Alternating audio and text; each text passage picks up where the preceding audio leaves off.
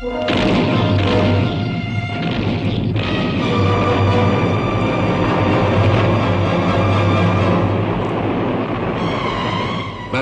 fell to the New Zealanders on August the 30th.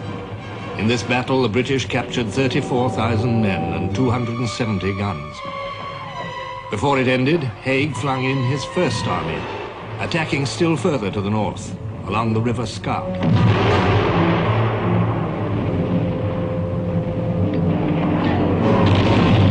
Their fight produced 16,000 prisoners and 200 guns.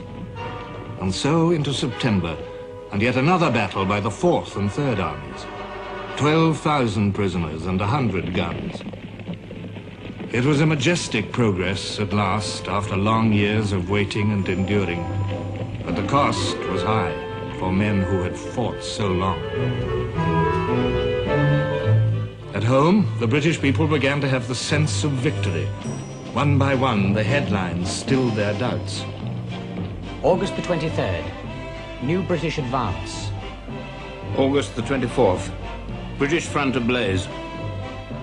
August the 26th. Pressing the advance.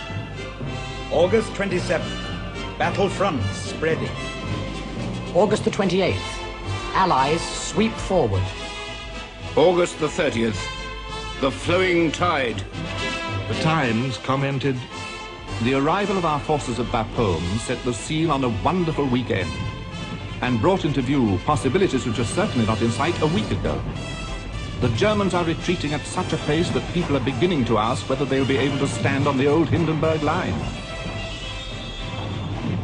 The sense of victory gripped the Allied commanders. Haig told his generals, "Risks which a month ago would have been criminal to incur ought now to be incurred as a duty." Yet there remained between the Allies and the growing vision of victory a great and formidable obstacle: the Hindenburg Line. Here the German soldiers, dispirited, tired, gravely weakened in numbers, might be expected to make a stand and display again that stubborn courage in adversity which had sustained them so often before. As September drew to an end, it became clear that only the whole strength of the Allies on the Western Front could guarantee Germany's overthrow. Marshal Foch coined a slogan, "Tout le monde à la bataille." Everyone go to it.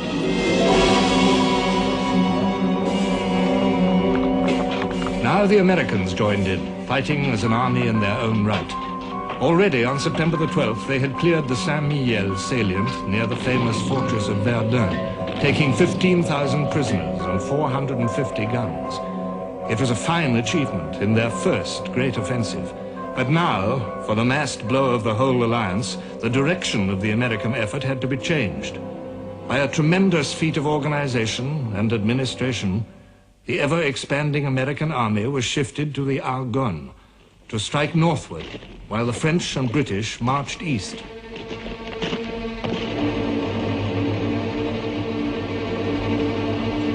And in the north, the Belgian army also would attack, beside the British Second Army, fighting under the orders of King Albert of the Belgians.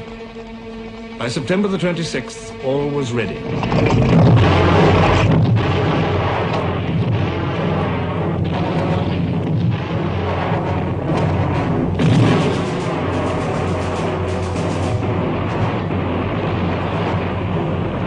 The French and Americans struck hard. Then the haste with which the attack had been mounted told against them. The Americans suffered heavy casualties. These they could have borne in the enthusiasm that impelled them. But on this desolate ground, their transport broke down. Supplies could not be got to the troops in action.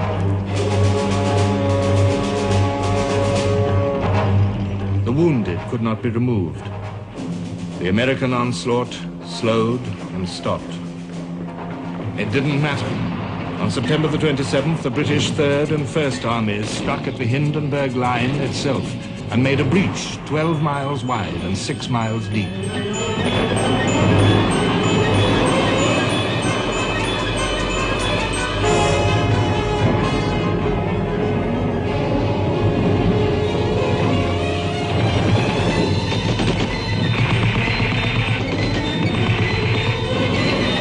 When we got to the wire there, it was terrific.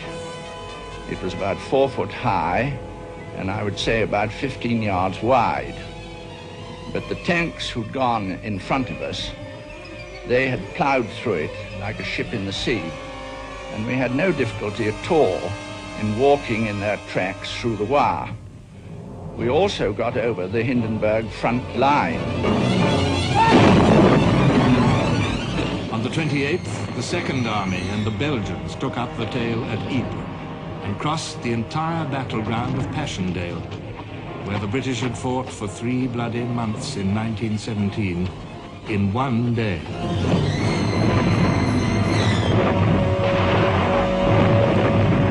And on that day, too, the Fourth Army, with Americans fighting beside the Australians, joined into the south.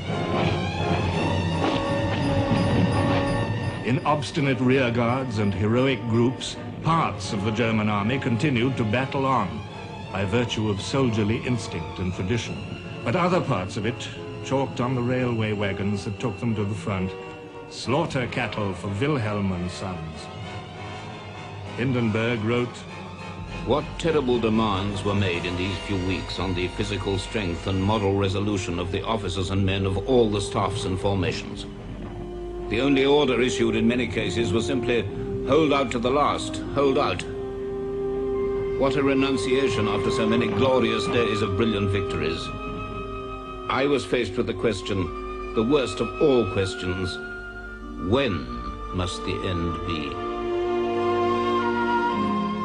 The end of slaughter, the end of lunatic damage, the end of hate. The end must be now, at once. But how could it be achieved? Victors and defeated alike met the problem with bewildered stares.